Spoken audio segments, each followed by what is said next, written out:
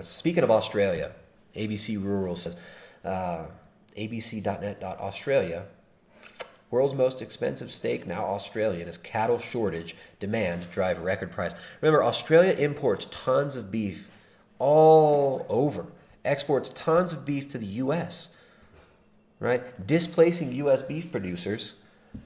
Australia loves exporting their beef, but now they're saying it's going to be the most expensive steak. Right? It was already way overpriced,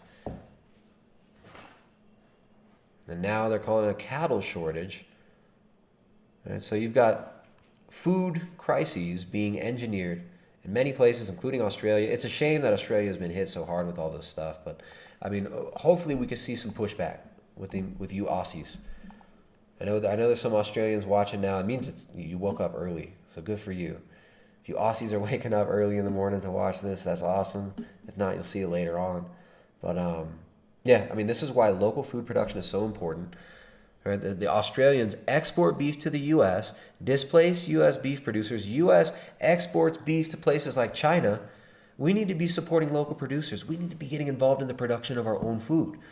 Right? This is why we do what we do. This is why we're so keen on trying to produce as much of our own food as we possibly can. When the lockdowns happened, we didn't have to go to town very often. We went weeks without ever going to town because we were able to produce our own milk. We fill our freezer with meat.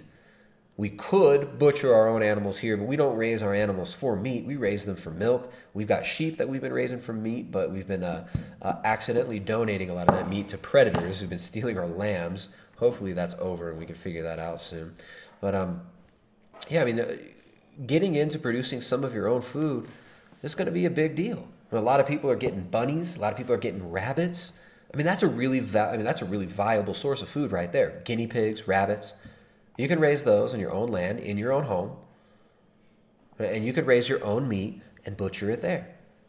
You can go to a local farm, buy your own sheep, buy a ram or buy a lamb, bring it home and butcher in your backyard. And a lot of people are doing this.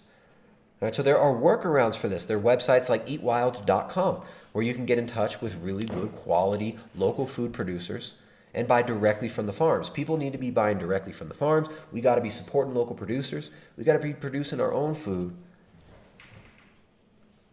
And we got to stop being reliant on Costco. And we should be definitely looking at boycotting a lot of these huge transnational corporations. Okay, there's so much going on. There's so little action of pushback. We need coherent pushback against this. We see a lot of people who are organizing groups to protect businesses in places like New Jersey and New York, where you had businesses that were opening, and then you had like 30, 40 other business owners that would go to the business in case the stupid health inspectors or the police showed up to try to screw with them.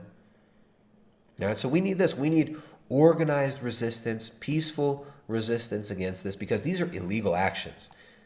We need lawsuits. We need peaceful resistance against this. We need a lot more than what we've seen in 2020.